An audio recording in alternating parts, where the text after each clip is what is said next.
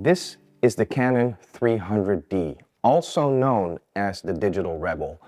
And the reason it was such a game changer was because of the fact that it was the very first sub $1,000 DSLR. And when I saw this release, I decided I was going to save up all of my money, all my pennies, sell everything I owned for a year to be able to afford this camera. And I bought it secondhand. But this camera, for the first time, gave me a sense of what I could do with the camera. And I've been doing it full-time for 15 years now. So this camera specifically truly changed the trajectory of my life. And I owe everything to it. So that's why I'm so excited to talk more about this camera and show you the incredible images that came out of it, because I haven't picked up a 300D for almost 20 years. So let's dive into the specs right away. As you know, the 300D was released controversially with a plastic body, and it was really crippled when it comes to the features compared to its sensor brother, the Canon EOS 10D. But it truly changed the game because it inherited that same sensor and what I believe also the same autofocusing system. So Canon really tried to push towards a market where it became more available for everyday people that were still half and half in film photography, because back then we were still heavily in the transition period from film to digital. It shoots a whopping 2.5 frames a second, and it had, for that time, a pretty decent 1.8-inch screen. And besides the fact that it was a really simple camera, it did ship with the newly made EFS mount, the first of its kind. Fun fact, did you know you could hack the 300D to give it 10D software?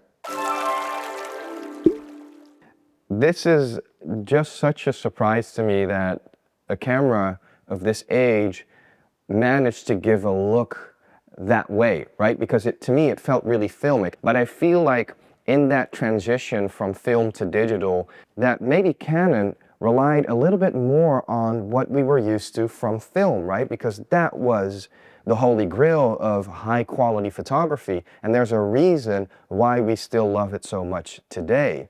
I just really feel like I'm taking back to a different time where I felt like I was still, and still am today, chasing timelessness, and I felt like I'm still feeling now after using this that these old school camera bodies still give that feeling of timelessness, much like film does.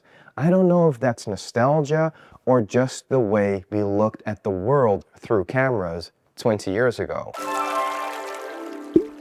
So you and I both know that no camera is perfect, especially those from 20+ years ago. The 300D, of course, is no exception.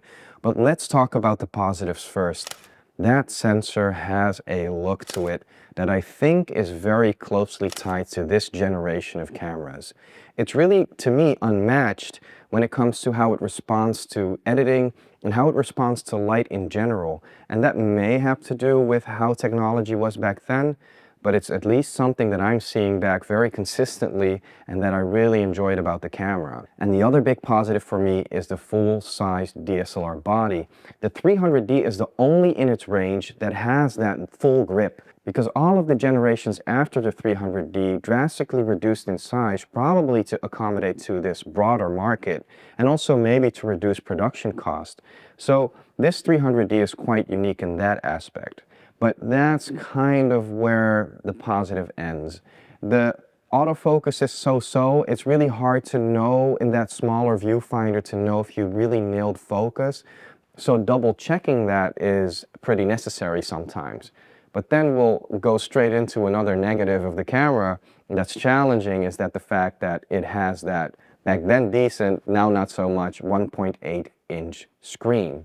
Now this is completely fine for reviewing images and attempting to see if you really hit focus and just have a general idea of what you've shot, but it by no means represents the final image at all. So that's something to bear in mind. And you could spin that into a positive by not relying so heavily on the camera screen. Now another challenge is that the buffer fills up pretty fast.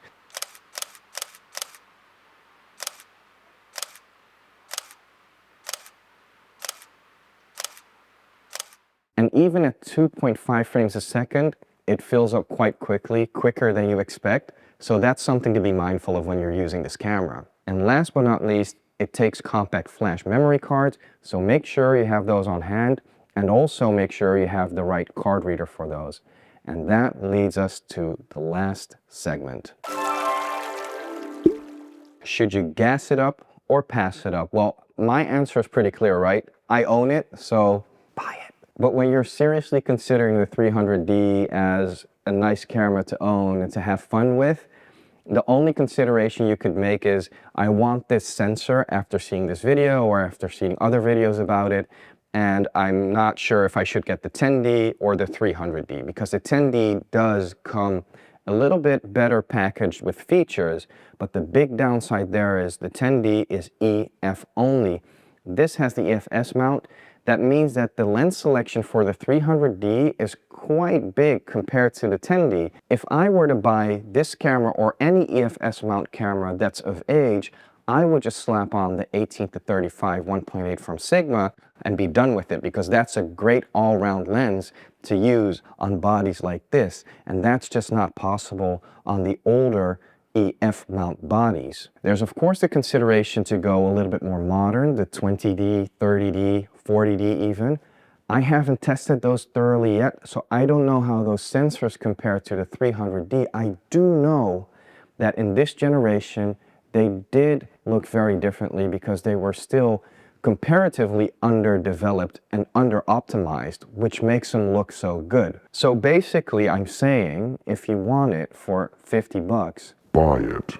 And last but not least, the biggest question of them all, did the 300D cure my gas? Of course not.